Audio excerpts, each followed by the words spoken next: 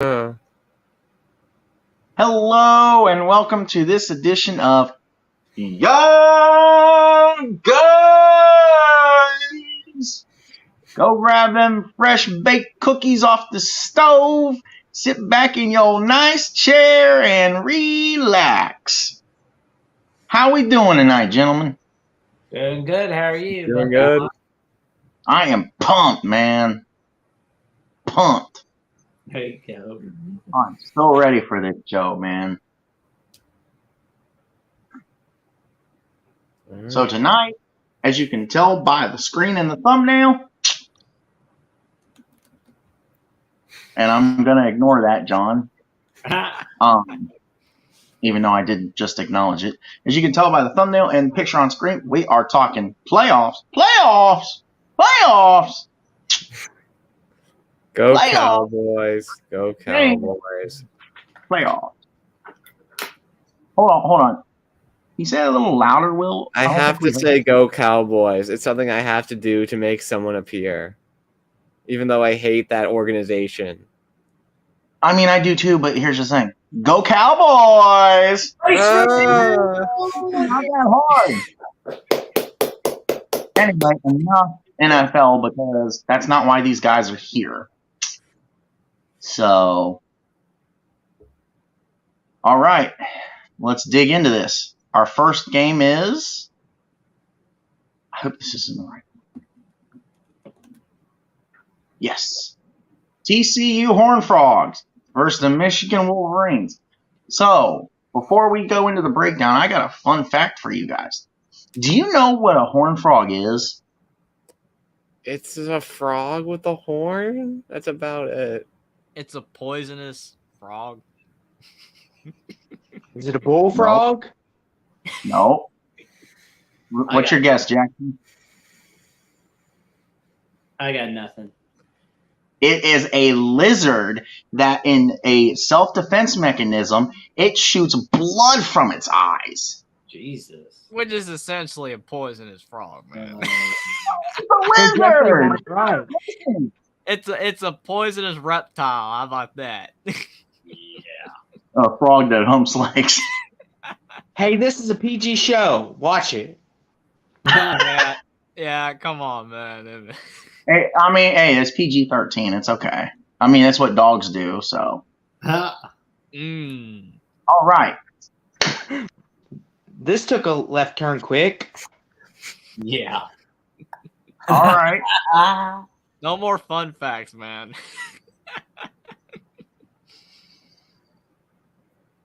All right. Ready to move on? Yep. Next one. TCU Horned Frogs. Big 12 runner-up. So TCU this year, man, they were. Story's a good thing I'm 13.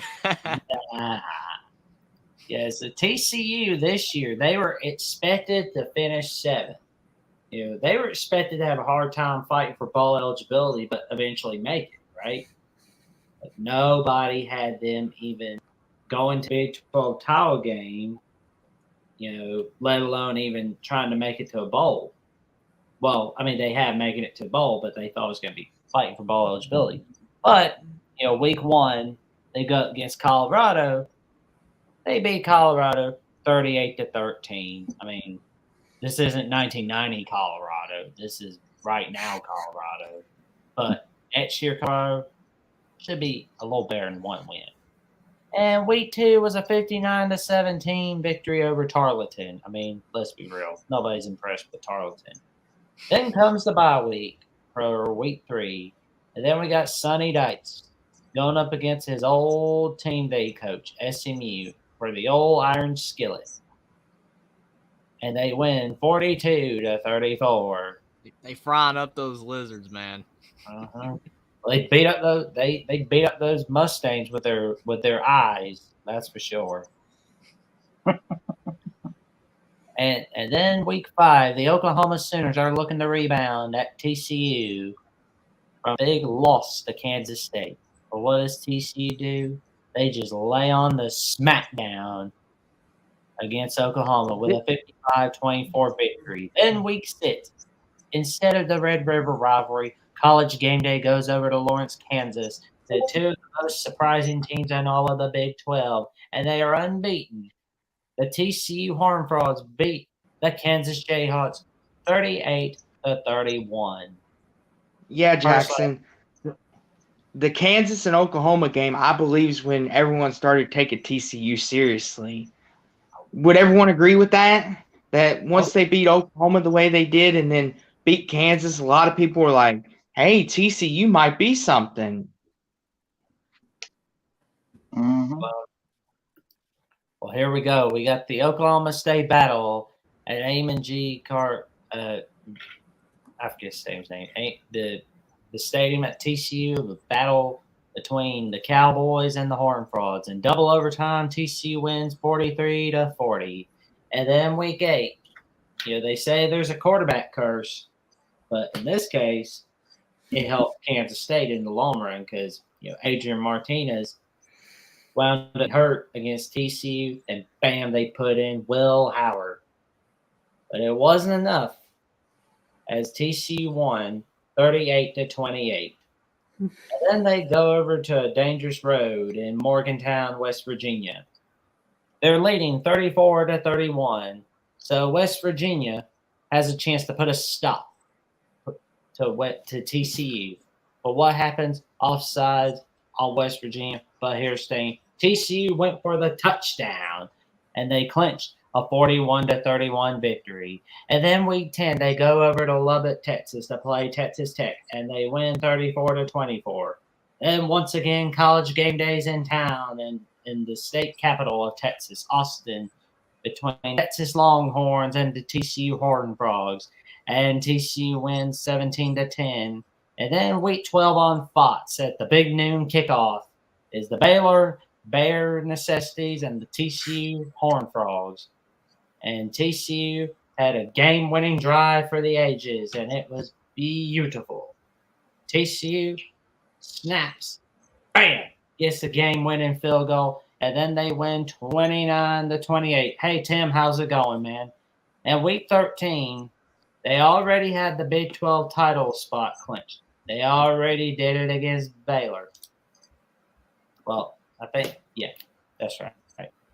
What's TCU do? Keep their playoff hopes alive, stay unbeaten, beat up Iowa State, and go 62-14. And then the Big 12 title game, they go up against Kansas State in a rematch. What happens? Kansas State beats them in tight fashion. And then there's a lot of campaigning from Coach Nick Saban. He's campaigning on the halftime show of the Big Ten championship game on Fox as to why Alabama should get in the playoffs. And then after the Big Ten championship game, all the games are over with. On SportsCenter with Scott Van Pelt, what does Nick Saban do? He goes on ESPN SportsCenter and campaigns for Alabama. And my God, TCU fans were really worried to death. They were worried. Are we getting in? Are we not getting in? Is that loss going to be held against us? But fortunately, the next day, guess who gets in? It's not USC. It's not, LSU. You know that. So, who's in? LSU? I know, right? LSU? But who gets in? Let's see. Georgia, Michigan. Who's number 3? The TCU Horned Frogs are in for the first. They are in the playoffs for the first time in the college football playoff era. And there was no highway robbery this time. Nope. Like in 2014. And the offense is fantastic. Their total offense is 473 yards per game. It's 13th in the nation. The passing yards per game, 273 yards per game, 25th in the nation. The rushing yards are pretty good. The running game's really good because it's 200 yards per game, 25th in the nation. The points per game, well, it's a Big 12 offense, my friend. It's awesome. So what happens? Ta-da! 40.3 points per game. Sits in the nation. The defense, 385.1 yards allowed per game. 74th in the nation. Passing yards allowed per game, 235.6 yards per game, 84th in the nation. Rushing yards allowed per game, 149.5 yard game, high 67th in the nation. And finally, the points allowed per game, 325 points per game. They are 56th in the nation. What's everybody's take on TCU? So I think TCU's had a great season, and I'm so glad that they've made the playoff because they deserved it. I mean, it's nice to see new teams. I mean, you never want to say college football gets redundant. You just don't want to say it because college football is always fun no matter who's in the playoff. But to see TCU make the playoff, it was just so cool to see. But if you do look at TCU's resume, again, they're not a top 4 team. Their talent is not top 4. They found ways to win. They won one-score games against SMU, Kansas, Oklahoma State. You just go up and down. They should have been a one-score game against West Virginia, but they ended up winning by 10. They beat Texas in a one-score game. They beat Baylor in a one-score game. Eventually, your luck's going to run out, and it did in the title game against Kansas State in the rematch, and which if they had to sneak the ball, they would have won. Unfortunately, they didn't get it done. But again, to my point about TCU, I'm glad they made the playoff, and I hope they're really competitive against Michigan. I hope somehow they have a chance maybe to win. Nothing against One Scoop John, because, I mean, I don't mind Michigan winning either. It's not my point. But it would be really cool to see TCU get a playoff win. But, again, they're the worst of the 4 teams on paper. They just don't have the talent of the other 3 teams. But I'm glad they made the playoff. And it just goes to show that any team can make the playoff if you have a special season. And TCU found ways to win all the games that they did. And I'm glad they made the playoff, and maybe they can do something special. yeah, so to Thomas Hero's point here, the great visionary, one of our nice closest friends, so to speak, Golden Blue Dude, had TCU going 3-9, and the Big 12 West Virginia Homer. Sorry, I had something in my throat. Going 10-2 in the preseason.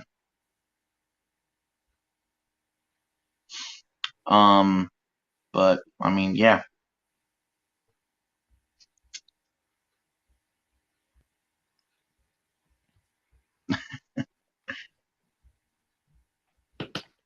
I mean, generally, my take on TCU season is I'm with Jeffrey. I'm really happy that they made it because it's a nice change of pace. You know, no offense to my co-partners up there, Buckeye Mike and Jackson, but people in One Scoop John, people get sick of seeing Clemson, Alabama, Ohio State, Michigan, Oklahoma. People get sick of that stuff. And I'm finally glad we got some shift. I mean, Georgia's finally come around. But now they look like they're going to be like Alabama. It looks like they're going to make it every year. But TCU, though, I'm just so happy for them. And as it sits right now, maybe other than my question is there anybody that's going to take the Coach of the Year from Lance Leopold after what he did? Maybe Lincoln Riley. Maybe. I'm Dykes, wrong person. Sonny Dykes, I mean, he probably should win it. I mean, you can make an argument for Lance Leopold at Kansas for what he did. You can make an argument for Willie Fritz, but it's probably got to be Sonny Dykes for sure. It has to be. Yeah, because what he took TCU from 5-7 to 12-1, that's hard to do, especially when TCU wasn't picked to do a lot. And Max Duggan, I mean, he finished second in the Heisman vote. And who knows, if they win that Big 12 title game, we may be having a different discussion today. But the fact that TCU's this far along, this quick in year one, it's almost pretty surreal. But I'm excited for TCU because I think they're going to give Michigan everything they have in their power. They're going to pull out every trick play. They're going to pull out everything. And it's just nice to see an underdog could possibly win it because TCU is that. They are the underdog. But on their season, I think it's just a really great season, and like you said, Jeffrey, yeah, their resume kind of is like Texas may be their best win at the moment, maybe Kansas State, and other than that, you're kind of struggling to find, okay, do they have another one in there? But overall, TCU a really great season. They earned it to be here, and I think overall just a great season. See, As here's the Squid pointed out, TCU is a solid team. Honestly, then they benefited from some weaker teams this year. Oklahoma without Lincoln Riley, Baylor on the decline, and a simply average Big 12. I mean, that's a great point. But again, it's almost like Cincinnati last year.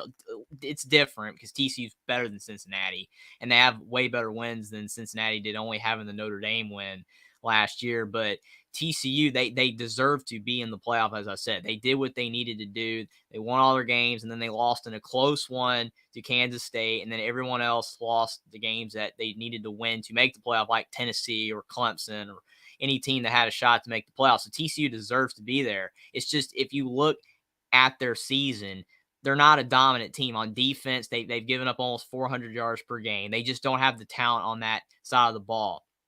You look at the other teams we're going to be discussing, and all their defenses are way better than TCU's. TCU has a really solid offense because they have a fantastic quarterback and they have a great coach. That's why Sonny Dykes probably should win Coach of the Year. TCU, though, benefited from finding ways to win a lot of close games. If you put TCU in the SEC, there's no way they're going 12-1 this year. I'm glad they're in the playoff, though, because, again, it's nice to see new teams. It just everything worked out for them this year for them to make the playoff. It's just that's why the playoff is not the four best teams. It's really the four best, I guess, overall resumes or records is really how it is. Because if it was the four best teams, TCU would not have gotten in. Because that was Alabama fans' argument, is that we should be in because we're a better team than TCU. Whether that's true or not, but talent-wise, Alabama's better than TCU. But TCU had the better record, and they did what they needed to do throughout the season, and Alabama did not, and that's why TCU deserved to make the playoff. Yeah, I will ask. I know this might be going down a little bit of a rabbit hole, but Jeffrey, your point about TCU ain't one of the four best. So if you win all your games like they did, and Alabama they didn't, they went 10-2. I know you said record wise that's why they're there, but the fact that they're 12-1, doesn't that make them one of the four best just based on record? I'm going off of talent. TCU does not have a top four team based on talent. They just don't. Alabama does. If Alabama you're going off is talent, yes, I agree with based you. off of talent. And you just look at if TCU is in the SEC, they do not go 12-1. That's what I said. I'm glad they're there. I'm just saying you look at their roster, they're not a top four team. They're a top four team because they deserve to make the playoff based on what they did this season, but they're not a top four team based on their team. Though TCU will probably never have a top four roster in college football, but that doesn't mean that they don't deserve to make the playoff. That's why I'm glad the playoff is not instituted that way. Otherwise, it would be the same four teams every year. It's based on what you do. And TCU did what they needed to do to make the playoff. They're just not one of the four best teams on paper. But who knows? TCU could beat Michigan. You never know because games are not played on paper. okay. That's a fair So- point.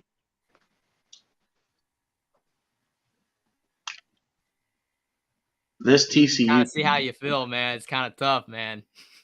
I love this TCU team. I do. Because they're pissed off.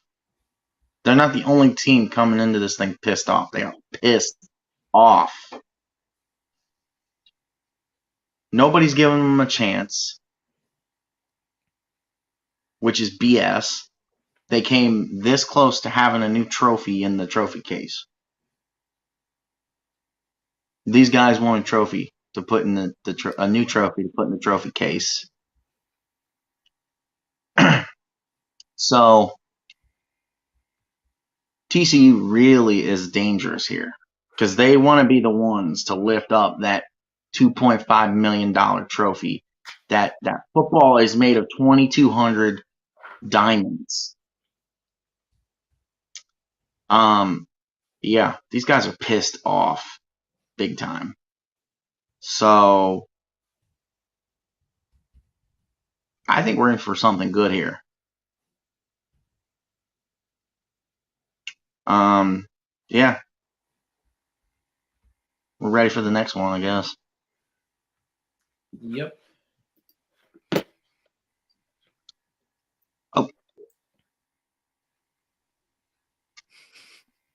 Gotta go down. Whoever's doing it, you gotta go down. No. It has to be Jackson because I'm not controlling it. Right There there. we go. Okay. Buckeye Mike, you'll be able to contain yourself. I know this is a big one for you because of the Wolverines, that heated rivalry. Keep it together. I don't care at this point because I'm more angry about people still jumping me for it. Leave me alone. So, week 1, Michigan played Colorado State and destroyed them like they were supposed to, 51-7. Week 2, they played Hawaii and destroyed them like they were supposed to, 56-10. Week 3, they played UConn and destroyed them like they were supposed to, 59-0. Week 4, they finally had their first struggle bus against Maryland, 34-27. Week 5, at Iowa, they had their second struggle bus and won 27-14. Week 6, One Scoop John says, sorry, Jeffrey, but Michigan beat Indiana at Indiana 31-10. If Week Indiana had 7, no line, they would have had a shot. Well, because Indiana is one of the teams that gives both Michigan and Ohio State a hard time, usually on a regular basis. Week 7, Michigan shocked the world and beat the holy living crap out of Penn State, 41-17. Then they had their bye week. Then they had revenge on the mind and beat Michigan State 29-7 in week 9. And that's all we're going to say on that game. Week 10, they played at Rutgers and didn't do what they accomplished about, 4 to 6 years ago and shut them out 78-0. But they beat them 52-17 at Rutgers. Week 11, they played Nebraska and won 34-3.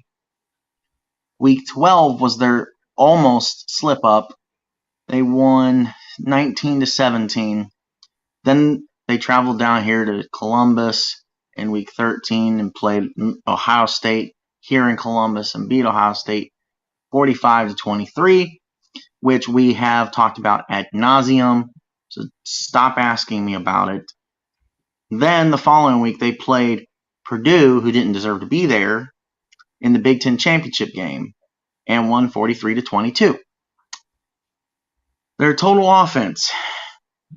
Michigan's total offense ranks 27th. They average 453.5 yards per game. Passing yards per game is 93rd out of 130th. So that is a weak point because you're at the bottom tier of it.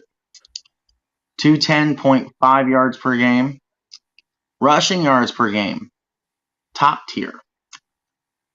They average 243 yards per game. Points per game, 40.1. That's 7th. Their total defense is 3rd in the country.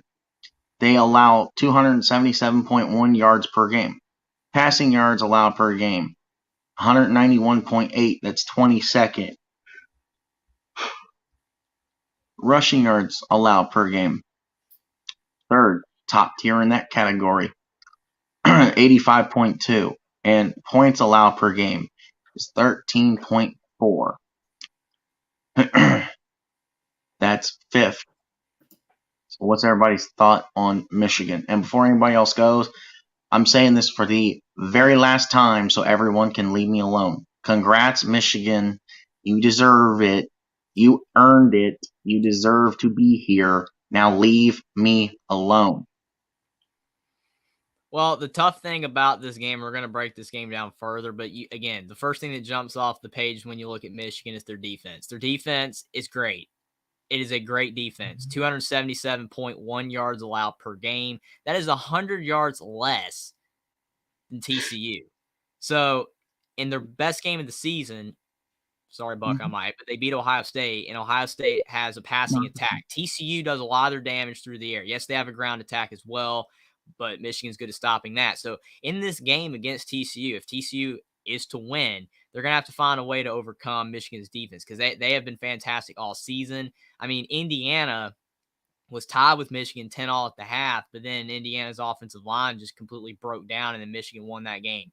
Basically because they just overwhelmed Indiana's offensive line and sacked the quarterback. So that's how Michigan wins games. Their defense is fantastic. Offensively, they're pretty solid as well. I mean, they're not an elite offense, but as the season went along, they improved for the most part. They got better in the passing game as J.J. McCarthy allowed him to do more and more things. And they're only 20 yards behind TCU. So their offense is almost up there with TCU, who people think of as an elite offense. So Michigan has a really, really solid offense. They have an elite defense, and that's what makes them so formidable. And they achieved their first 13-0 season. They had a great season. First ever. Yeah. First ever. That's why it's the first. Well, the thing I'm really most impressed about is that win over Ohio State. Like, the fact that they beat them for the second straight year. For the first time since, 99 to 2000. And they beat them in the Columbus, Ohio for the first time since 2000. I mean, that in and of itself is impressive. I mean, it would not surprise me if this team did win it all. I mean, I would be impressed with. I'm impressed with Michigan. I mean, and the fact that they did it without Blake Corum. Donovan Edwards. Oh my God, he is just an awesome player, man. He's just wow.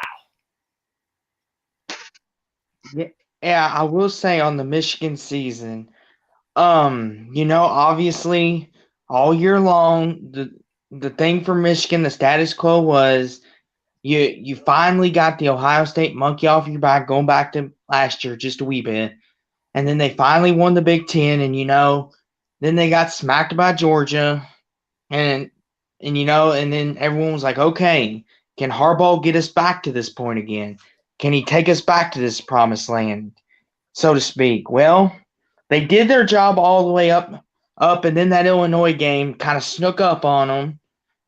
Both Ohio State and Michigan, which we'll get to on the Ohio State end, both kind of got scares there because they were looking ahead to each other. And then we get to the big game, and Michigan run game wasn't working in that first half because Ohio State was like, you know what, Michigan, you don't have Blake Corum, so we're going to make you beat us through the air.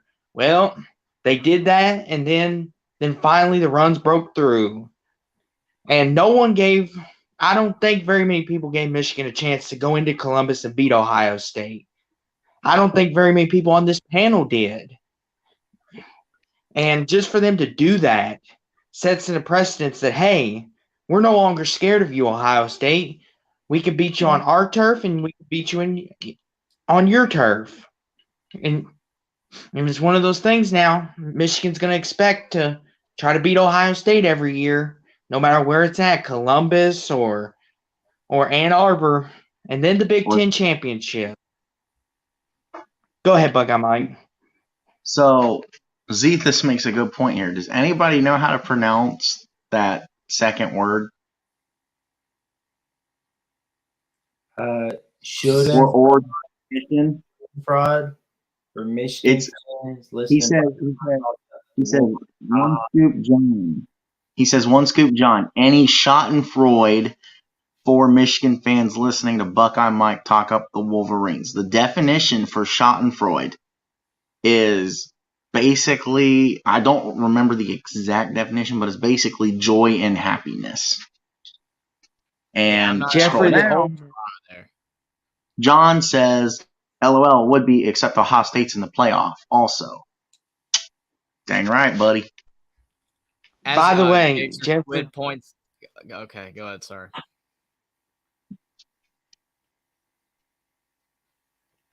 Go ahead. You're good. Go ahead. Yeah, it's that internet again, Austin.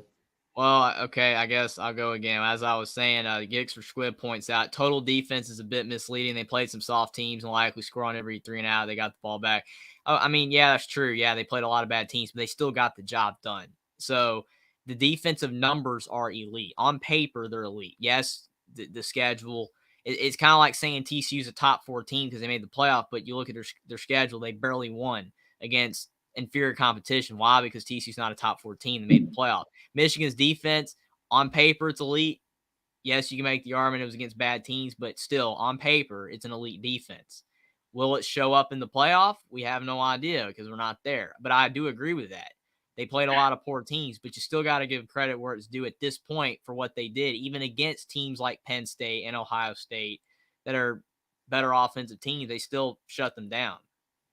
So you have been called out. I don't know why. I mean, if TCU wins, Jeremy's wearing Ole Miss hat. You don't even know who I've picked yet. And Zethus says it's German, which it is. I knew it was German. And here is the actual definition. Pleasure derived by someone from another person's misfortune. I believe it's actually pain, but I love that you went with misfortune because that game no longer gives me pain because you all have made me numb from rubbing it in my face. And just angry.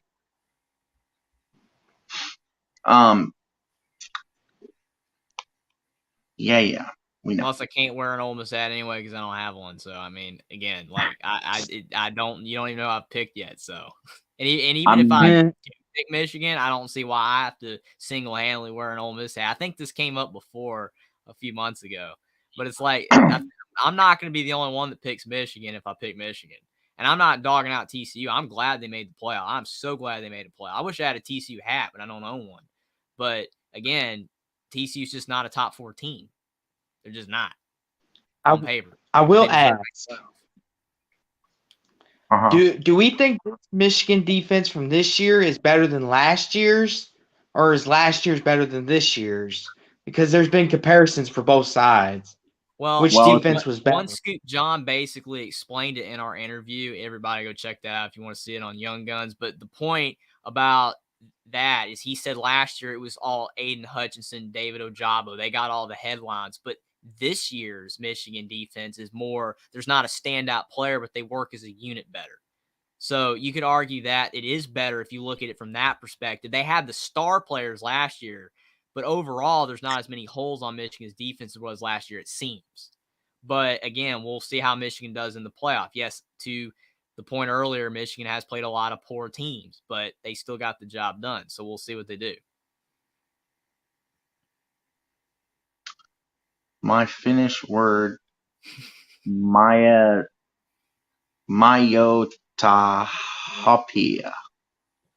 Second-hand embarrassment, vicarious embarrassment, personal embarrassment one feels on account of and for another who is making a fool of him or herself. I'm American, so I don't know what any of these words mean until people explain it anyway. So thanks for explaining it. I don't know. John, I do realize that, but that was never me. That's why it's the collective fan base that comes on YouTube and both of them just trash each other. Oh no, I know. I mean, I still take my shots, but I'm sick and tired of shut up, 45-23. I'm experiencing that tonight while watching Texas lose, the German word. Yeah, and we got American. Ethan's talking about American. At least American. I said America. When did this turn into English? All right, gentlemen. Now that we're out of German class, and let's bully everyone class. What's our picks? Jeffrey, you go first. I'll go last. Okay. Well, I mean, again, as leading up to, as we've talked about both these teams, I'm so glad TCU made the playoff. It's just so nice to see. They've had a great season, and they found ways to win. And at the end of the day, it's all that matters. If you find ways to win, it doesn't matter how you do it. If you have a good enough resume and things fall your way like other teams losing, then again, TCU deserves to make the playoff, even though they're not a top 4 team. But they deserve to be where they're at. Michigan, even though they've played a lot of bad teams, they have great numbers. Their offense is solid. Their defense has been really, really good, even though, again, as people point out, against bad teams. Michigan's just the better team on both sides of the ball because they have more talent. Talent does not always win. TCU can win this game. If people will tell you that it's impossible, well, that's not true. TCU can win this game. But if the talent shows up and Michigan plays like they did against Ohio State in this game, and a lot of people think they will, and I'm going to side with that, I'm going to pick Michigan to win 35-28 over TCU. But I would not be upset with TCU winning because it would be really cool. But I'm going to go with Michigan because they just have the better team. So before Jackson goes, not going to win, though. This is exactly what I'm talking about. Troy, I completely agree with you. I went on a Mark's freaking show with a Michigan shirt on that I still own. Didn't burn it. I still own it. And I kept my word. Yet I get lumped in with everybody else.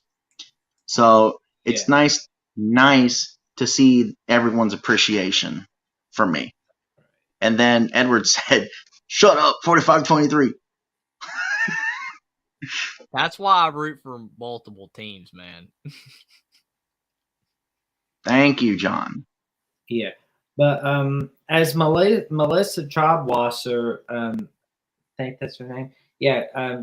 When she came on to our show for an interview earlier today, she brought up one very good point about like TCU, having a lot of red zone troubles. And, they were exposed against Kansas State. And I have a pretty good feeling Michigan's going to expose that quite a lot. And it was like she said, TCU's going to have to really score some touchdowns on this one. So when I heard that, I was like, ooh. I'd like to see TCU win, but I got to go Michigan. This is going to be a Michigan 35-24 victory. Completely agree with you, Jackson. Yep. I'd like to see it too, but it's going to be tough. So before Austin goes, Mark, why don't you talk to Jackson about that too? Because Ohio State is not the first team to experience that. Actually, that honor goes to Bama. But I will say, everyone. TCU needs Jake Moody to jump in the transfer portal in order for them to pull off a win. Yeah, look, I love my Crimson Tide, but this year I'm glad they're not in the playoffs. But next year, I'll be happy to see them back in. So, moving on. My point exactly. Heck yeah, I'm okay backing into the playoffs. Worked for UGA last year and Bama in the past. Not going to apologize for being in the playoffs either. Nope. Yep. Anyway. That's rough. But I know TCU. They're the underdog here. No one's picking them to win. And I'm sure Sonny Dykes is going to tell them before this game even starts, hey, we're not even supposed to be here in a lot of people's eyes. Michigan's supposed to whoop our butts. And you know what? Sonny Dykes, what he has done all year long, he has proved the doubters wrong. And he's gotten TCU to this point. And I think Michigan's going to be like, we want Georgia or Ohio State. We don't care who it is. This is our year. Well, I think it's going to get them caught. I'm going upset. TCU wins 34-27. TCU Cinderella carpet ride goes on. Man. I think Sonny Dykes is going to have this team motivated. To win, I'm not even picking TCU to survive, said Leroy. Hey, the Cinderella Buckeye Mike goes with his pick. Michigan should be ranked number 1. Will pick Michigan to win 28-17 against TCU. Yeah, I was going to say that. You're good. So I'm going to address this. Then I'm going to tear this freaking tower down. Michigan should not be number 1, Mark. You know why? Because Georgia's in the SEC. Yeah. That's the whole reason. Yeah, I was Georgia's gonna in say the it, but I didn't want the SEC.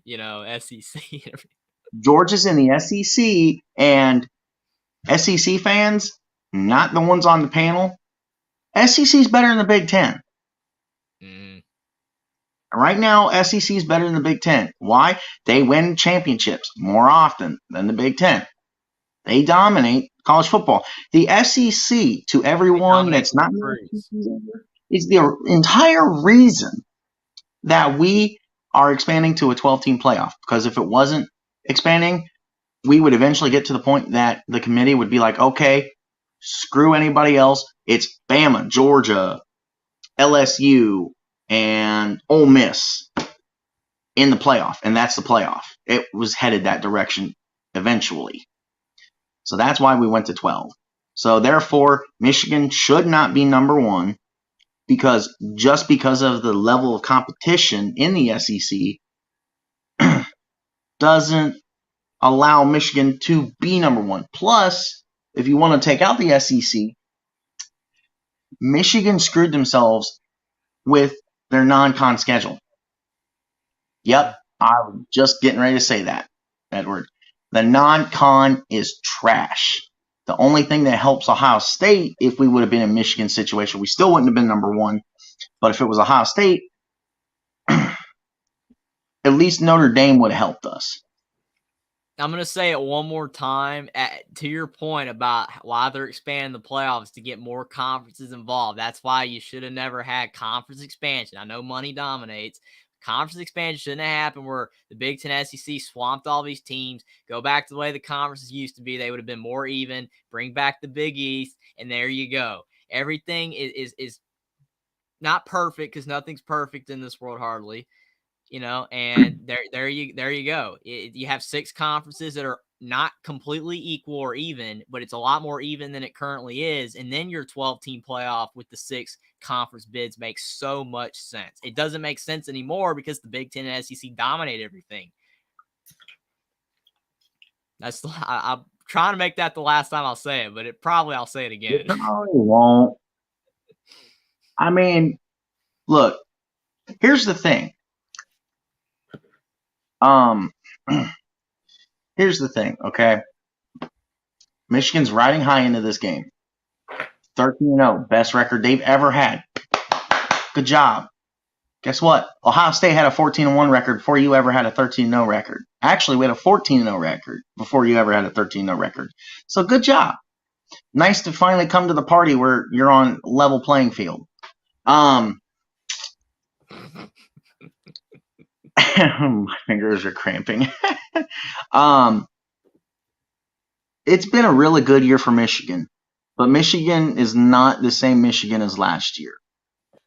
They're coming into this game, to everyone on the panel's point, with a fire under their butt because they really want Georgia. There is no want Ohio State.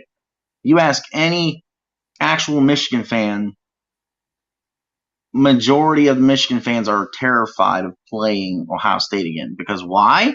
I don't know. How about you ask USC? Because it's hard to beat the same team twice, but Utah pulled it off. So it can be done, but it's hard. And that's why most, I see you, buddy. Most Michigan fans don't want Ohio State again. They want Georgia. And by the way, we'll pick Michigan to beat TCU 28-17. So I know. Everybody's picking Michigan except Austin. Now, I will say, real quick, do you remember last year's game when Blake Corum, he stood at the end there and watched Georgia celebrate?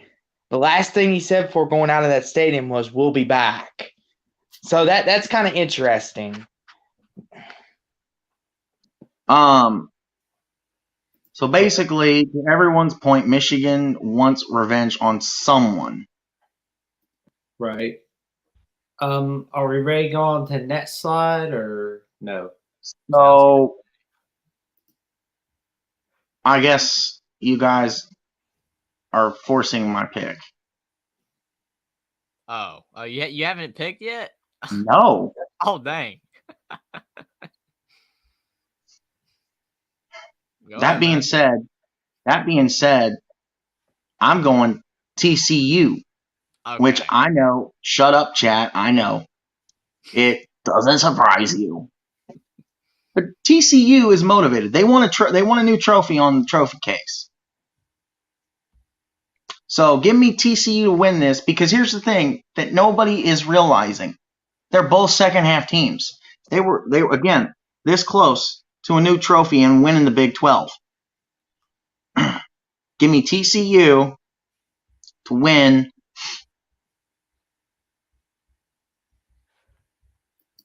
35-32. So that's why when I said Austin's the only one that picked them, and you're like, no, I didn't know that you hadn't gone yet, man. I thought you picked Michigan, man. We were going on so long talking about how good Michigan was doing. I just assumed, man. Sorry about that. Hey, if TCU wins, man, kudos. Me to and them. Buckeye it'd be Mike. really cool for them to get it done. I won't be surprised either way, but Me and Buckeye Mike believe that carpet ride's gonna ride on. Oh man, I guess Mark's fingers are still working. Buckeye might take the blinders off, dude. That's funny. We're all set Okay. with the Fiesta Bowl. all right. Now to the game that actually matters, because to most of the people in America, that first game doesn't matter because we know who's going to win. Okay, then why do we play the games? So to the game of the day. The game of the day, the number 4 Ohio State Buckeyes. Well, to be frank, some of those people, sorry to interrupt, but to be frank, those people are saying we already know who's going to win, then technically the other game is better because at least that one has a shot to be competitive to those people. See, to me, both games could be good. We'll see. I mean, who knows? But yeah. Are we ready? Yes. In Atlanta, we got the matchup between number 4 Ohio State Buckeyes and number 1 Georgia Bulldogs. So, the schedule goes as follows. Week 1, sorry not sorry, Will. Stomped the mud hole and cracked their necks. Notre Dame lost in the shoe 21-10. And then took the following teams behind the woodshed. Arkansas State won 45-12. Toledo 77-21. Wisconsin 52-21. Rutgers 49-10. Michigan State 49-20. Iowa 54-10. At Penn State in Happy Valley 44-31. And yes, that's considered behind the woodshed because why? It was really a blowout and it wasn't really as close as the score says.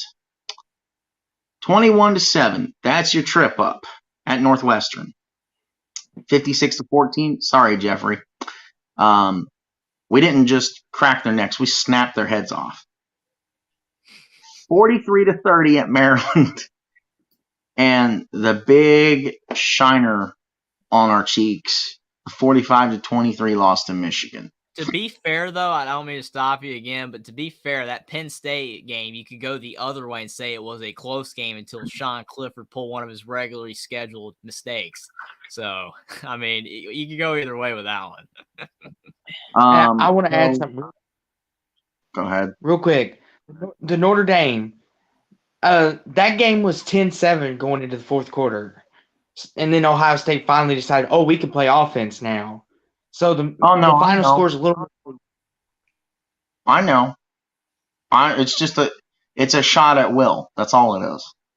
Because we beat them. Oh, okay. If that game was in week 1, then Ohio State would have put up more than 21. Yeah, like next year it's week 4. Mm-hmm. So that's why I don't like these week 1 games because, again, Georgia beat Clemson 10-3 in week 1 last year, and everybody was questioning Georgia's offense. They won the title. So week 1 games are not indicative of how good a team is. That's why that Utah loss to Florida should not have had everyone jump off the Utah train. It's right below the Penn State game, which is right next to the Arkansas State game. Well, but I agree with you, though, Jeffrey. If he doesn't know where they're at. But I agree with you, though, Jeffrey. So, Jeffrey, next year, Notre Dame's going to get killed. Sorry, Will. Go ahead, Buckeye Mike. So, Total offense for Ohio State, 492.7 yards. Total defense, they give up 303.9 yards. Passing offense, 294.2. Passing defense, they give up 184. Run offense, 198.5. The run defense, they give up 120. They give up on the run defense. Jeffrey? Yeah, it's funny that Troy says it was more of JT Tate over the game, not Clifford losing it. Best defensive performance I've ever seen. Yeah, I agree. I was just kidding with Sean Clifford. I mean, he does have the regularly scheduled mistake like every game, but yeah, Ohio State. I mean, again, when this is considered, I guess you would say a disappointing season because they lost to Michigan. That shows you how great your program is. Ohio State, this is a great season for like 99% of programs. But for Ohio State, it's disappointing because of the one result. But Ohio State still had a great season. I mean, they did what they were supposed to do in every single game. They really did not have any close calls in any game. Penn State was close until the end, the last quarter of the game. And Notre Dame, they handled in week 1. But, I mean, the Northwestern game aside, that was the game they played the worst, but there were circumstances that caused that. But they played really well all season. Even the Maryland game, I thought Maryland played a heck of a game. Because to be fair, I mean, people want to compare the Ohio State-Maryland game to the Michigan-Illinois game. Michigan-Illinois game was more a lack of offense. Yes, Blake Corum went down too, so that hurt Michigan. But that game was more lower scoring. Maryland, Taulia Tagovailoa played a fantastic game. That was a fantastic game overall. Maryland gave it everything they had, and Maryland's always played Ohio State tough anyway. He had that one game that went in the 50s a few years ago. So, again, Ohio State, you had a great season. The one loss, it stinks for who it is, because the Michigan is so important. The Michigan game is so important every year for Ohio State to win that game. But I still think they had a fantastic season anyway.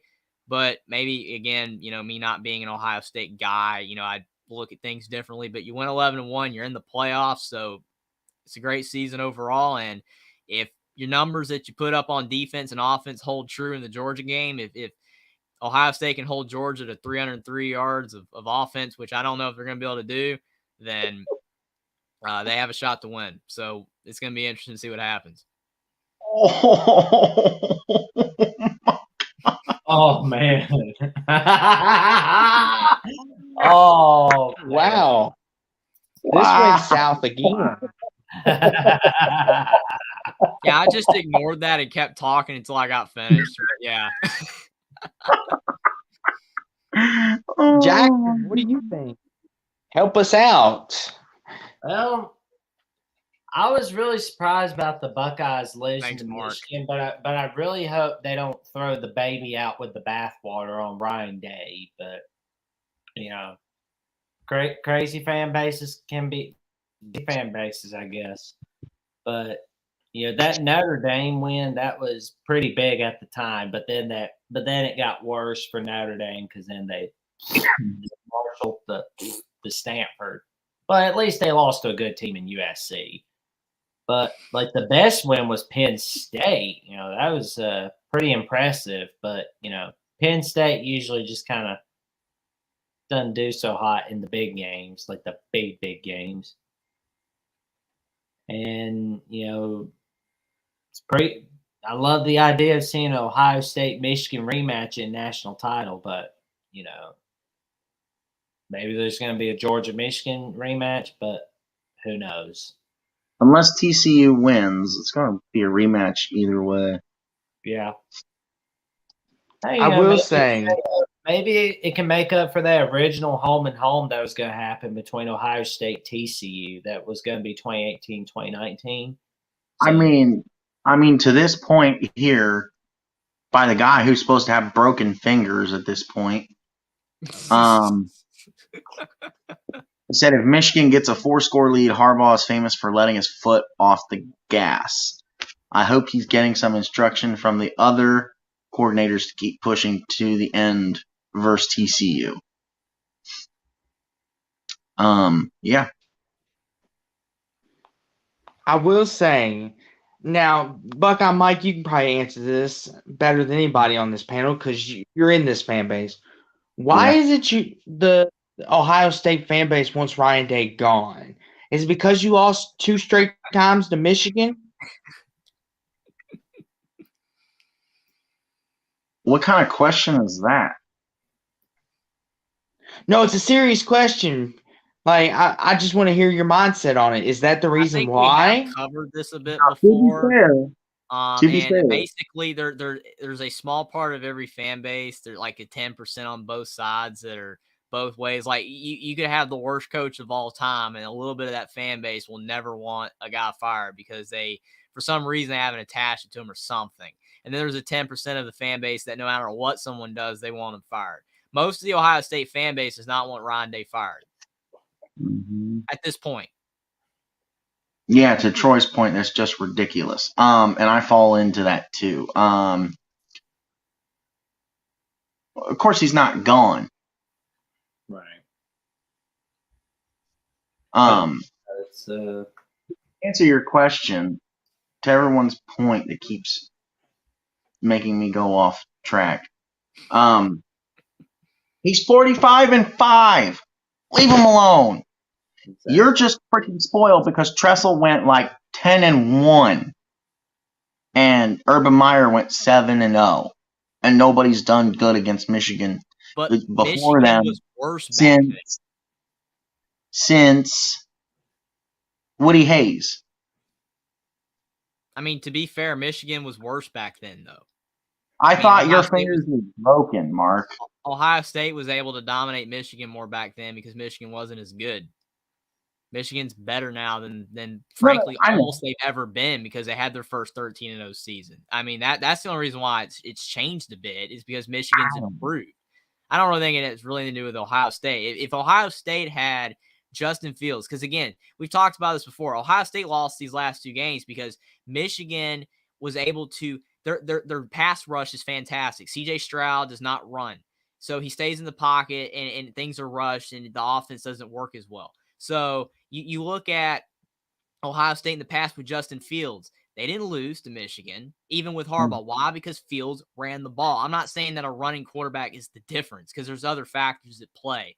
But Ohio State has a quarterback that does not match up well with Michigan. CJ Stroud will not run the ball. Michigan, in the past, Ohio State was beating up on them because they were terrible. Michigan's better now, and Ohio State has a bad quarterback in that particular matchup. That's a big reason why. And I'm not an Ohio State fan. It's just simple. Yeah. I mean, but as far as the season goes, though, other than the Michigan game, like the Penn State, that's a very good win. Notre Dame's a very good win. So Go ahead. I'm sure you guys know, but let me put it like this. I don't feel this way because I want to win to be in these kind of games. But the fan base, because of Woody Hayes, is at the point that we are satisfied going 1-11 as long as that one victory is to Meat Chicken, that stupid team up north. That is where the fan base is at. Which to me, that logic doesn't make sense because in my opinion, like the way I see it, like if I was, in North Carolina, I'm a North Carolina fan. So if I'm a North Carolina basketball fan and North Carolina loses only 1 game in the basketball season and it's to Duke, then I would rather that happen than Carolina lose every single game and only have 1 win over Duke. That logic is broken because why would you not rather have an 11-1 season and make the playoff but lose to Michigan than go 1-11 but beat Michigan? That doesn't make sense. That's just almost insane thinking. The only way that's not insane is if we're at the point that Ohio State never has a crappy team. We just have a crappy QB, to your point from earlier. But the only way that's acceptable at 1-11 is we have a crappy team. Michigan has a national championship contending team, and we want to rip their hearts out and derail their chance at a national title, which, with the 12-team playoff coming in, will never happen because they'll make the playoff either way. So Mark's point, if you don't understand the game, you don't understand Big Ten football. There's a 1-game season. I understand that, but it's just not good logic. I mean, the rest of the season matters. Every game counts the same. It's one game. I understand to a fan that loves a team. Everybody can have different opinions. If that game matters more to a fan than any other game, then that's fine. But you shouldn't take an 11-1 season and a playoff berth, but a loss to Michigan as a worse result than only having one win and it's over Michigan. That just doesn't make any sense. Because Jim Tressel put it best. Non-conference is one season. The conference games outside of Michigan is one season. Michigan is one season. The bowl game or the CFP games are one season. Each thing is one season. To Mark's point about Ohio State's playing second fiddle in the Big Ten as of last month, I would compare that to now. Some people are saying Georgia is the new Alabama. In a lot of people's minds, Alabama's still the standard because they're going off of what they've done the last 15 years. They've had a couple of down years compared to what they've been. Ohio State's dominated Michigan for so long that just because Michigan's won the last 2 times, Ohio State's still the top team in the Big Ten until Michigan keeps beating Ohio State over and over and over. And then it gets to a point where Ohio State's been passed. If Georgia keeps being the best team in college football, then yes, they will become the new standard over Alabama. But just 2 years is not enough to really change that. To this point, to John's point, I never thought it was a fluke. Yeah, there weren't conditions, but when you see the quarterback that we have, CJ, I'm glad CJ's leaving. CJ is the problem. So I guess we'll see next year because here's the thing. What are you going to say? Hypothetical. What are you going to say if we don't have CJ, we go up there and we beat you? And it's not a pattern. It's literally we have a crappy quarterback who is focused on the future and doesn't want to play for the team. Bad matchup for Michigan. I'm serious. Like for instance, Indiana beat Michigan State. Well, yeah, I'm talking about for Ohio State. He's a bad matchup for Michigan. That's what I'm saying. He's a great matchup for Michigan because they beat him. I know, but I'm saying like Indiana beat Michigan State because they had Dexter Williams at quarterback. He ran the ball all over him from the quarterback spot. If Connor Bazelak, the statue, was playing in that game, Indiana doesn't win. If Indiana had Dexter Williams playing in that game against Michigan, that game's not 31-10. It's potentially 31-24, 31-27. Michigan still wins. But Indiana would have been right in that game because Michigan, that's the only thing about Max Duggan. He can get out of stuff. He can escape. So that's the only question. Can Michigan prevent Max Duggan from just running all over him? Because of the fact, again, C.J. Stroud will not run the ball. Michigan has one of the best pass rushes in the country. They get to you. They wear offensive lines down, and they get to the quarterback if they're not willing to run. And again, and this is the last thing I'll say, and you guys can go to Mark's point. It really does not. I would rather go 1-10 with an Ohio State win. You can logic your way through a heated rivalry. Rage and hate feed us so well or whatever. I agree. Everybody has an opinion. So your opinion is that. Yeah. I'm just saying to most people, that's not the case. But for you, that's perfectly okay. That's why everybody has an opinion, man. You're good. And then so to last point before we move on. Troy says, I've never seen OSU go 1-11 in my life, so that is just a silly argument in my mind. Yes, never have. But what I'm saying is, if you watch enough clips on YouTube, and you can find them, even on probably Facebook even, there are people out there that have said, all I care about is beating Michigan, and that was the point. It's all I care about is beating Michigan. We could lose the rest of our games, and it's okay as long as we beat Michigan. Yeah, last thing I'll say is great season by Ohio State. Other than the Michigan loss, great season, and they're in the playoffs. Mark said, Jeffrey, you might be right, but I don't believe he's evidenced by the transfer portal. Michigan recruiting Ohio's gone from 0 to 3/4. Michigan's now prone to joke and kids still coming. Yeah, I agree. Michigan is fantastic. I was just saying that they're going to have to beat up on Ohio State for the standard. I agree. And then Mark says, Jeffrey, the judge set me free. Man, I'm just stating facts, man. I mean, again, everybody's different, man, on stuff. That's why I love the chat. All right, guys, let's move on to Georgia. Mm-hmm. All right, so now we're talking Georgia Bulldogs. They luckily got through it all and came out on the other end undefeated. They mollywopped Oregon and snapped their necks in Atlanta, 49-3. Snapped them clean Oh off. yeah. And then they stomped down the middle of the spine of the Sanford Dogs, 33-0. And then they mollywopped and tore the freaking Gamecocks' head off and beat South Carolina 48-7. And then all of a sudden, these Golden Flashes come in and are like, "Oh, Georgia? All right." Georgia still came out on top over the Golden Flashes, 39-22. And then Missouri, Mark they went to talking about you. Missouri, So violent are you on house arrest or something? Is he talking about you? probably. Yeah. Because Buckeye No, Mike's talking about head snapping. I'm just being logical. I mean, look at the scores. They freaking He's- snapped. He's stating the facts again, man. Yeah. He's doling out the facts. Then Missouri came up out at Mizzou, and Georgia, I don't know, man. They just kind of fell asleep and walked through the whole thing and scored a touchdown at the very end, and came out on top 26-22.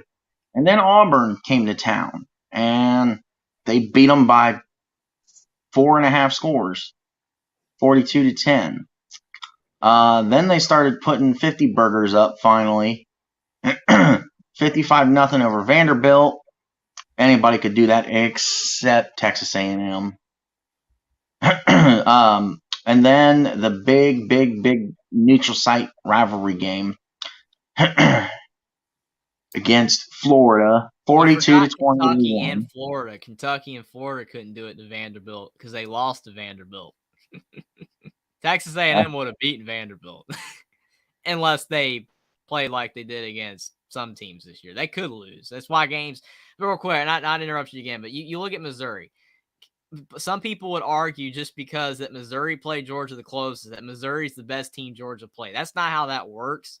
Missouri is not the best team Georgia played. Tennessee was better. You could argue like Oregon's definitely better. LSU's better than Missouri, but Missouri playing the toughest because Georgia played terrible in that game. That's just the way it is. That's why you play the games, because you don't know how good a team's always going to play. Yeah.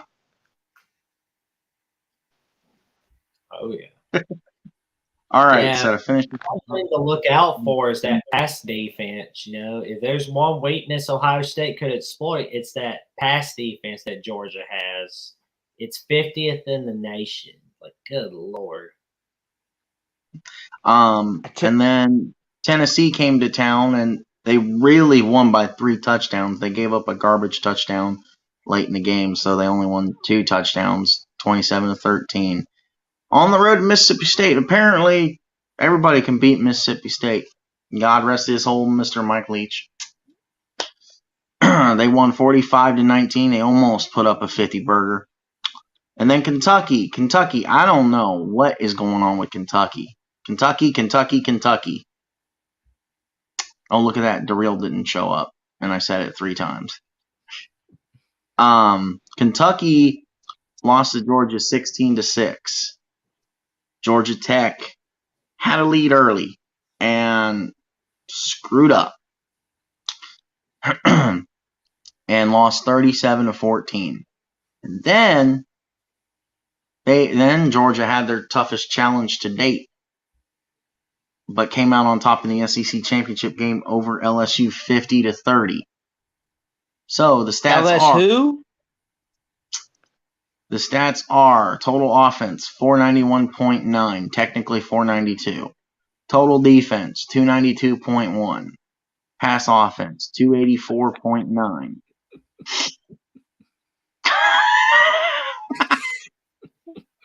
Pass defense 215.1. The rushing offense 207, and the rushing defense only gives up 77 yards. Jeffrey? Again, not giving away the picks right now because we're just breaking down with Georgia. But I will say, if you look at Georgia, though, you talk about the pass defense, it's a little weak, you know, in some areas. So Ohio State could exploit it. But here's the biggest issue. What was the team at that time that people thought could beat Georgia the way they were playing? It was Tennessee. And what did Georgia do to Tennessee? They shut down Hendon Hooker, and he was a running quarterback. and they shut him down because he did not run the ball in that game. And they sacked him, and they basically shut him down. CJ Stroud, the only way he's going to have a shot to put up big numbers in this game and for Ohio State to have a shot to win is if he can get the ball out in time to the receivers and Georgia does not rush him to death, because he's not going to run. If he hasn't run all season, he's not going to run in this game. So he's going to have to get the ball out really quick, because Georgia, again, they rushed the passer. They shut down Tennessee, one of the best passing offenses in the country when Hendon Hooker was healthy. And they had the receiver Cedric Tillman and Jalen Hyatt. And Tennessee couldn't do anything in that game, in the passing game. Georgia shut it down. Georgia knows what Ohio State's going to want to do. They're going to want to pass the ball. Yeah, he did run versus Northwestern, said one Scoop John. But I don't think CJ Stroud's going to run the ball in this game that much. I just don't see it at all, because, I mean, his college career is almost over. The NFL is calling. I don't think he's going to run the ball. So if he cannot get the ball out super quick, Georgia's going to rush him, and the game's over. Now, that's obviously, maybe he can, maybe they'll have a shot. But Georgia's defense, that's one of their strengths. And Georgia, even on offense, they've had a great season. I understand, again, a lot of teams they played were not very competitive. They didn't have a shot to win. But Georgia still put up great numbers on the ground, through the air. So it's going to be a very tough matchup for Ohio State, because Georgia and Michigan are similar on their defenses on how they stop statue quarterbacks. So it's going to be very interesting to see what happens, for sure. But Georgia had a great season, finishing 13-0, and they're definitely the best team in college football the last 2 years so far. What do you think, Jackson? I've heard people say Georgia's the new Bama. Well, they pretty much could be, because they got Scott Cochran as their strength and conditioning coach. And, they've been very disciplined. They don't really get a whole lot of penalties per game. But, that passing game on defense, that's a weakness for Georgia. So if Ohio State could exploit that, they just might win this little game against Georgia. I will say, this game here, as everyone's pointed out, Georgia's pass defense can be picked apart if you know how to do it. But the problem with that is you also got to be able to run the ball somewhat to make the defense guess a little bit. And as we can see, Georgia's run defense doesn't allow that. So Ohio State is going to have to find a way to incorporate a run game somehow. Because like Jeffrey said, Georgia, if they start blitzing and Stroud decides he doesn't want to run or anything, then Georgia's going to have a field day back there with him. And it's going to be a long night for Buckeye fans. And for Georgia, one of their key strengths is they like to do play action. They run the ball. And then Stetson Bennett, play action pass, Brock Bowers down the field. And if Georgia gets that going, it could be a long, long night for the Buckeyes. And another thing, too, to keep an eye on, you can't let Georgia get out in front too big as well. Because if Georgia gets a 10 to 14-point lead on you, it's going to be hard to beat them, because once that happens, that's when Georgia really starts to put it on, so to speak. Then they really start to score touchdowns, because they already know you're playing, okay, they're just going to pass the ball every time. We need to catch up to them. You don't want to do that with Georgia. You want to stay out in front of them or keep up with them. And I think Ohio State can do that, though, if they incorporate a run game somehow. And CJ Stroud decides that he wants to play and wants to put his effort in. But that's my thoughts on it. So, to your point, until I saw this is awesome right here. My freaking Williams is healthy as he's ever been in a long time. Hall's reported saying he's 100%, which is a huge boost to the D-line. Egbuka, Fleming, and Stover all reported as being healthy as well. But what about this comment? See, here's the thing.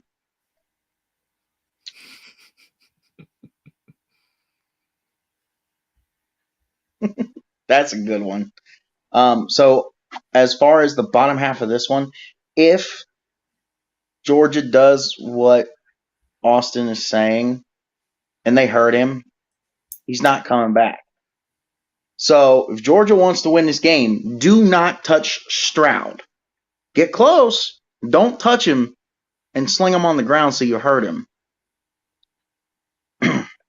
Because you hurt him, the backup comes in. Kyle McCord is a 5-star quarterback that went to the same high school as Marvin Harrison Jr. And he can run. He is not afraid to run. Unlike someone I know. Not personally, but I know.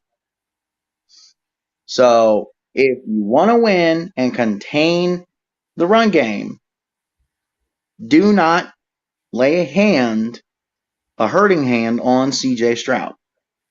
Yeah, just barely knock him down. So like when you have like all 4 or 5 or 6 or however many you rush defenders going at CJ Stroud, just form a circle and just essentially like all just circle around him, and then the refs, blow it dead. That's how you do it. Just don't knock him down so he has to leave the game. I agree with Buckeye Mike there. That's funny.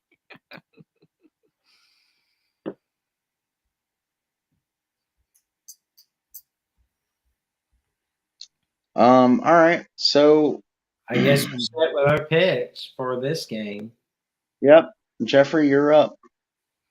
Yeah, again, this game, I think Ohio State has a shot to win. The vengeful factor, you want a possible rematch with Michigan. Ohio State's going to want to prove that they belong in the playoff. I think they're going to show up to play, but again, it's all going to come down. Everybody's talking about Georgia's pass defense. Can CJ Stroud get the ball out of his hand on a consistent basis is the question, because if he can't, and this turns into Georgia-Tennessee, then it's over. They're going to have no shot to win. CJ Stroud's going to have time to get the ball out, and if he makes quick decisions and they can't exploit the secondary, then Ohio State can win. But I don't know if they can do that. Plus, Ohio State's defense is not going to be able to allow 45 points. If they do what they did in the Michigan game, and Michigan, if Georgia scores 45 like Michigan did, then there's going to be no chance. Ohio State needs this to be a lower scoring game. It needs to be more in the 20s, maybe low 30s to win. I think it's possible that Ohio State's defense will be able to slow down Georgia because, everybody always points out that Stetson Bennett's not the best, but he's still competent, and Georgia can run the football. And Ohio State's, as you point out, the D-line, is getting healthy and stuff. But I don't know if CJ Stroud's going to be able to get it done. He's not going to run the ball. I think Georgia's going to pressure him too much, just like they did to Hendon Hooker. And I'm going to go with Georgia to beat Ohio State 38-28. Man, that's real my fast. score too, man. That's my. See, I don't know your scores either. So I know, right?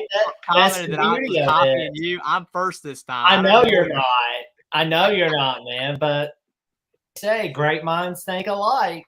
For sure, man. We think alike on this, so it's like it happened again. So I also have Georgia winning 38-28 against Ohio State, and Will has Georgia winning 38-28.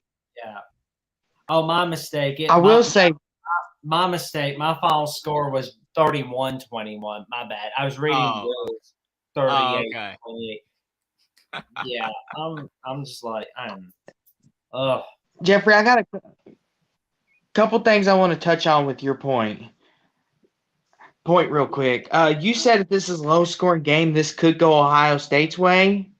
Mm-hmm. Wouldn't that favor Georgia because they're more of the defensive team than the Buckeyes are? And that's how Georgia likes to play, run the ball, control the clock. Do you think that would play more? I know it's for Jeffrey, but no, because to Mark's point that he keeps screaming in the comments about, the secondary is the only problem for Ohio State. Ohio State's defensive line is incredible. It's good. And the thing is, here's the only thing I'll say. I'll give my actual prediction when time comes. But here's the thing. When this game is actually played, if Ohio State is to lose this game, Georgia needs to keep them under 30 points. Because here's a fun fact that I should have mentioned.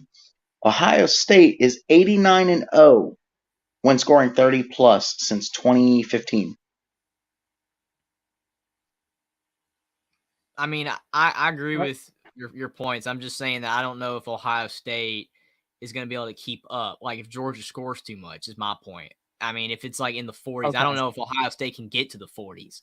I mean, if Ohio State's slinging all over the yard, then yeah, they can win a high-scoring game. But if C.J. Stroud is getting knocked down or whatever, and he's not able to get the ball out, then they're not going to be able to score 30 points. That's why I'm saying Ohio State's defense is going to have to play a part. They're going to have to prevent Georgia from scoring too much.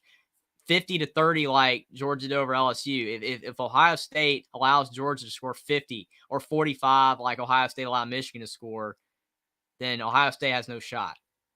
The score needs to be in the low 30s at the max. Ohio State can win a 31-28 game. I don't see them winning a 48-45 game. I have a hard time seeing Georgia allowing Ohio State to score that much. Maybe they will. If C.J. Stroud throws for 500 yards and Georgia's D-line's not getting to him and the linebackers aren't getting to Stroud, then it could be a high-scoring game. But I just have a very, very hard time seeing that.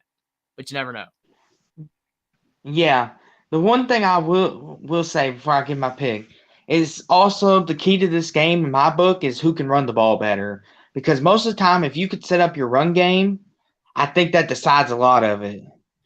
But with all that being said, I think Georgia, they'll keep it close for the first half because Ohio State knows what's in stake here. But I just think Georgia at the end is going to overpower Ohio State, and they're going to get to C.J. Stroud. He's going to shut down mentally and be like, I got the NFL waiting on me. I don't care anymore. And Georgia, I think, wins this game 45-20. I think they roll over Ohio State in this 45-20, Georgia. To Mark's point down there, I'll say that Bama gets some respect for me. Last I heard, everyone there is playing their bowl game. That is true and not true. They have a lot of players in the portal that aren't playing, including like Trayshawn Holden, JoJo Earl, two receivers that were a part of that rotation. So they're in the portal, but they don't really have opt-outs. That's the difference. They don't, like Bryce Young, Will Anderson aren't opting out like Will Levis or something. So you're right that everyone, you could say, I guess everyone important's playing, but they do have some transfer portal players that aren't playing.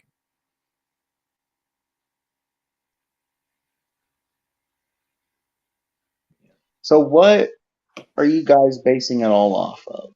Because everything between the comments in the chat and everything you guys talked about, I heard one game. Since when has the college football season been about one game? Yeah, there's a lot of problems in that game, but one game. Let's see. Ohio State dominated Penn State. Ohio State dominated Iowa. And Iowa, yes, fake good, but that defense was supposed to be really good. Well, I mean, I agree, but again, the point is that Michigan and Georgia are very similar teams. Michigan was able to shut Stroud down. If Georgia does the same, it's over. Georgia shut down Hendon Hooker, a running quarterback that chose not to run in that game for some reason. So if C.J. Stroud does not get the ball out of his hands, the game is over. They have no chance. If C.J. Stroud throws for 400, 500 yards, 5 touchdowns, they can beat Georgia. But if they couldn't do it against Michigan, it's going to be very hard to do it against Georgia. Georgia's going to have to play like they did against Missouri for Ohio State to win. If Georgia plays like they did against Tennessee or Oregon, then Ohio State will not win. That's why you play the game, because we don't know how Georgia's going to play. I'm not basing it off of the Michigan game. I'm just saying Michigan and Georgia are similar teams, and Ohio State had problems with a team like Michigan, and Georgia's basically a very similar team on defense. It's going to be very tough for them to win. It's not impossible. Ryan has to punch C.J. Stroud in the face and tell him he needs to take off if there's any green in front of him. I agree, Mark, that they're quitters on Alabama's portal players. I agree. Mark, shut up. It's not green. I told you I'm over it. I'm just angry because everyone keeps throwing it in my face. I will. Go ahead. I wasn't, but yeah. I will say, Buckeye Mike, what I'm basing it off of, it's not just the Michigan game, but it's the complete body of work. Ohio State has had times this season where you can actually question them. As Georgia, yes, the Mizzou game, but most of the time Georgia has put a complete body of work together more than Ohio State. Can we agree on that? Kent State, that's not a complete body of work. You blow out Kent State like Ohio State blew out Toledo. Georgia did not play good in either of those games. They didn't even show up. Missouri, not a complete body of work. Kentucky, not a complete body of work. Vanderbilt, not really a complete body of work because anybody can blow out Vanderbilt except Florida, A&M, and the other one that Jeffrey said. It's tough to use that argument, which is why I don't, because a lot of people will say, well, how you play against a team judges how good you are. That's not true. Georgia beat Clemson 10-3. Their offense is terrible in week 1, and then they go on to win the national title. Yes, these games weren't in week 1, but Georgia did not show up to play. The Georgia team that beat Tennessee, that beat Oregon, that beat LSU is not the same team that showed up in Columbia, Missouri. That team was at barely a top 25 team. They play like garbage in that game. They did not show up to play. Does that mean that Georgia is suddenly not the number 1 team in the country because they had that performance? No. If they lose that game, they drop from that spot. That's how it works. They played bad in that game. That's why all these teams, there are human beings on the team, and human beings make mistakes. Human beings don't always play at their top level. Georgia in those games did not play at their top level. That's why I'm saying that if Ohio State catches Georgia playing like that, they can win. That's why we play the games. The results are not always what is on paper. Georgia on paper beat Ohio State. Doesn't mean Georgia's going to beat Ohio State. Ohio State can win the game. Yeah. Ohio State plays fantastic and Georgia plays poor. So here's the thing, too, for both games. Okay, Michigan is favored by 9. That's it. Ohio State is the underdog by 7. That's it. Georgia's only favored by 7 points. So basically, Vegas is telling us, to Jeffrey's point, both of these games, it's a freaking toss-up. It could go either way. The title could be TCU, Ohio State. It could happen. It's not impossible that couldn't be the case. It's just if Georgia and Michigan play to their top potential, they will both win. But it doesn't mean they will. So, I'm just going to give you a score because I don't know why there's a point for me to pick this game. I'm going to go 31-27. Who's your winner? I thought that'd be obvious. Ohio State. Going the Buckeyes. And Yep. Austin, who are you picking? Gonna get shit for it. But Georgia 45-20. Ooh. The Buckeye it Mike, won't be that bad. I only Buckeye picked Georgia Mike? to win by 10. Buckeye Mike, it looks like you're the lone wolf in the Georgia-Ohio State game. Yeah. Might work out for you. So from here, does everybody remember what their national championship matchups are? Oh, yeah. Georgia TCU. Georgia, you, Michigan. Yeah. Georgia, Michigan. All right. So from here, You got everybody TCU, picks Ohio their State. national champion. Oh, are we doing that right now? Oh, Mm-hmm. Because Will Yes. doesn't have his. Well, it's probably what? Georgia, Michigan. Mm-hmm. yeah. So probably Georgia. Well, right now, I would say it would be a Michigan 35-31 victory. I mean, they're not forgetting that loss to Georgia from last year, so they're going to come all out. We're back to Jeffrey. Go ahead, Yeah. Austin. If you want to give yours first, I'm thinking, man. I didn't know we were doing this right now. I thought, I mean, you might as well wait to see what the results are going to be first, right? Because I mean, you know, like who just say I have Georgia, Michigan, and just say I picked Georgia to win, but then they lose to Ohio State. I mean, just hypothetically, it's like then it doesn't matter. So like, It's just an interesting little extra thing. I mean, right now I'd pick Georgia to beat Michigan. right now. I would pick Georgia to beat Michigan because that's just based off of what Georgia's done all year. At their best, they've been the best team, but that could change based on whether Georgia loses to Ohio State, or that could change based on how Georgia looks against Ohio State versus Michigan against TCU. So that's not my final pick, but for now, I'll pick Georgia just based on what they've done. There you go. Because, Jeffrey, we will be back to break down the national championship game when it gets closer. We got a while to go for that. But right now, I have Georgia over TCU 31-10. I got the Bulldogs running it back. Oof. Call me a homer all you want. I got Ohio State winning the whole thing right now over TCU. Man, And that could either be one of the best picks ever. That could age bad, either or. I have no idea what's going to happen. Yeah. See, the thing is, if Ohio State gets out of Georgia and TCU escapes Michigan, it's gonna be a track meet for Ohio State. Ohio State is gonna win that national championship game over TCU by, like, you're talking probably high 60s for Ohio State to like mid to high 20s for TCU. Mm-hmm. Well, yeah, and that would be a good matchup for Ohio State because TCU has the weakest defense of the 4 teams. They would not pressure Stroud as much. I mean, that would be the perfect matchup. Mm-hmm. But again, we'll see what happens in 2 days. Yeah, I mean, again, point though, like if TCU does escape Michigan, to me, it doesn't matter who wins the game we're currently just finished up discussing, the Peach Bowl, because the winner of the Peach Bowl will slaughter TCU either way. Yeah. The magic carpet ride ends. But Buck, I'm like, how do you feel if Ohio State does win it all? How are you going to feel when these Michigan fans are going to put an asterisk on it because we beat you in the game, so that makes us better than you? How would you feel about that? So does that mean Alabama has an asterisk for their 2017-18 national title?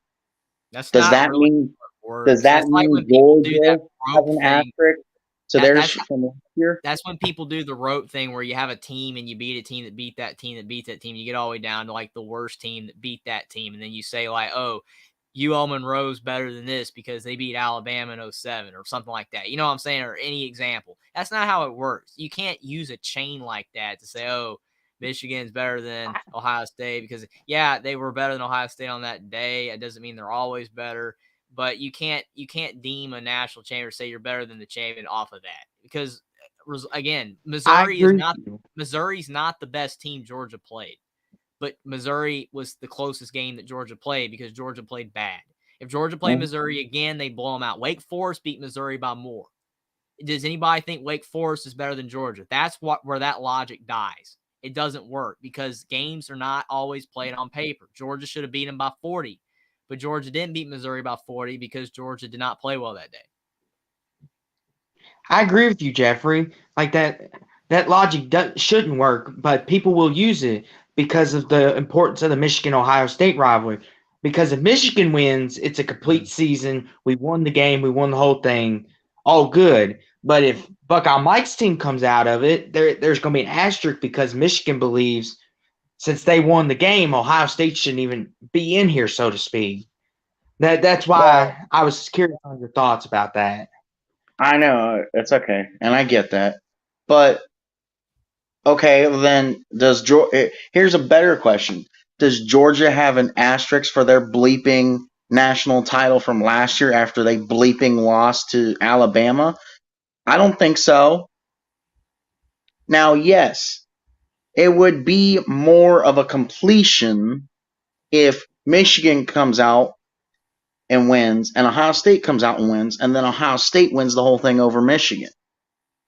What I'm saying is, based on my picks, it's TCU, Ohio State, and Ohio State over TCU. Mm-hmm.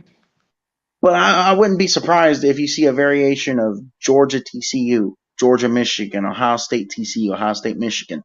I'm not surprised on any of the outcomes overall. And to Jeffrey's point, That's the kind of crap that makes me mad. Is like, I don't care. Because you know what? I got this national championship t-shirt right here that says we won the whole thing, even though there were teams like Georgia last year that lost the conference championship game and won the whole thing, and Alabama, who didn't even win their division in 2017, that won the whole thing, that says otherwise. We had one loss. Everybody else behind us had two. Therefore, we deserved to be in here. So shut it. And here's the thing. Ohio State's been at the 4 seed before, guys. Ohio State's been at the 4 seed before. And they won the whole thing at the 4 seed. And Ohio State is the perfect underdog. Well, it's like I made a video on this. Should Alabama have gotten into the playoff? And I used the argument of the season where Alabama had one loss. Like, as you point out, I think it was the 2017 season. Alabama had one loss, and they didn't make the conference championship game. But Ohio State had two losses, and they were the Big Ten champion. But they didn't get in. Alabama did because they had one loss. Well, to say Alabama should get in over Ohio State this year doesn't work because Alabama had two losses. Ohio State had one. Yes, Ohio State's loss was not very good, but still, Alabama had two losses. So the logic really stayed the same. And obviously, Alabama fans were mad and them not really knowing that I even root for Alabama. But again, to use logic, the same thing went both ways. They picked the team with fewer losses both times. So it's not like they were unfair to either. Mm-hmm. And it is 2017 because I remember it plain as day. It's overtime. Tua just took a sack, a big sack. It was 2nd and 26.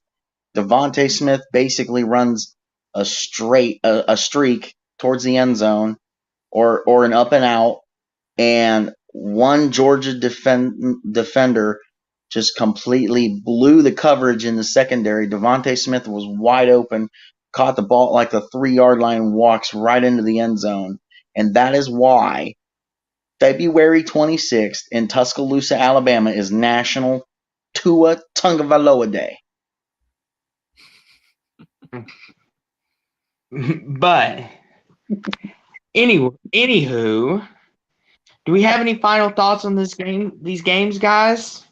Yeah, I do. Wrap up for Yeah, I do. Everybody in here sucks, and none of them deserve to be in here. That's the final consensus that I'm at.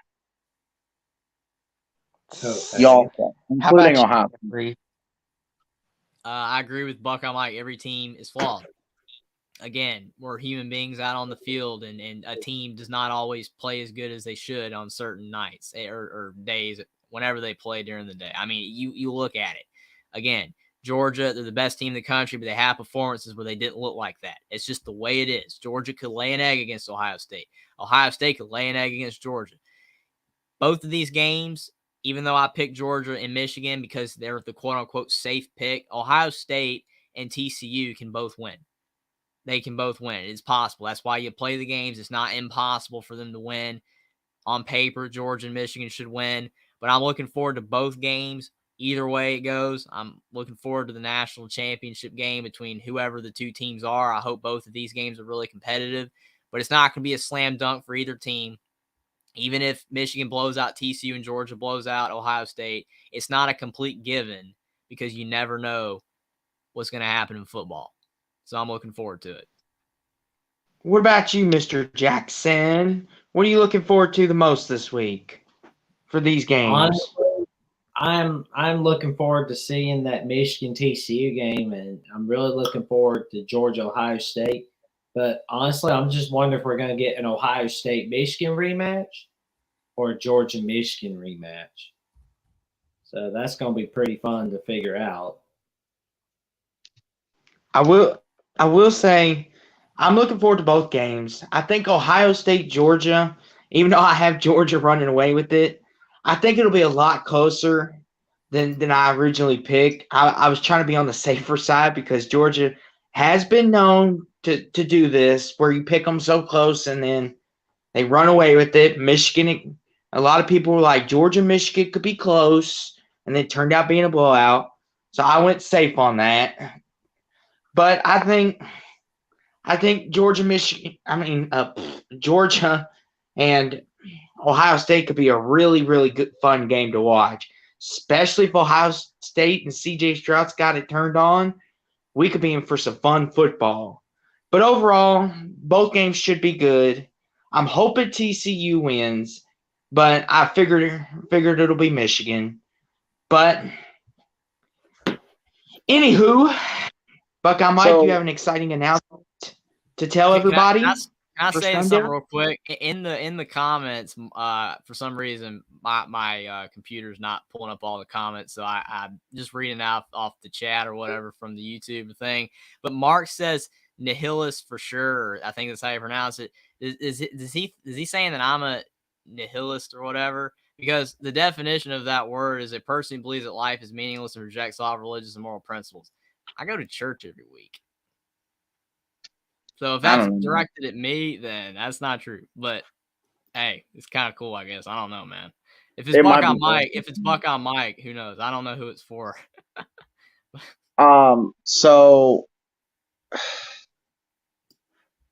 So two things. The reason that I harp on CJ about laying your body out on the line.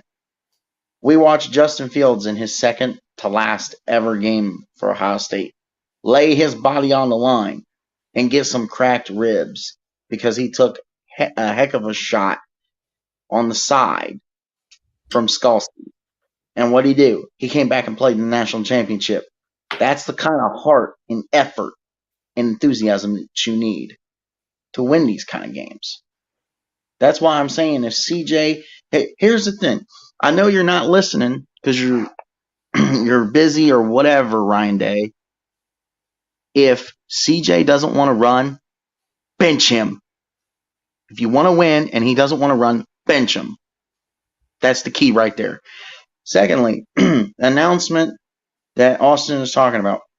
We are doing our first ever and hopefully a continuous in the off season episode of Young Guns Game Night.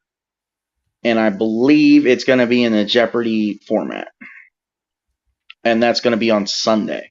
So Will is coming up with the questions. I think Will's actually going to host, which would kind of be fun because then I can school everybody but Jeffrey because I think we're about the same level of knowledge.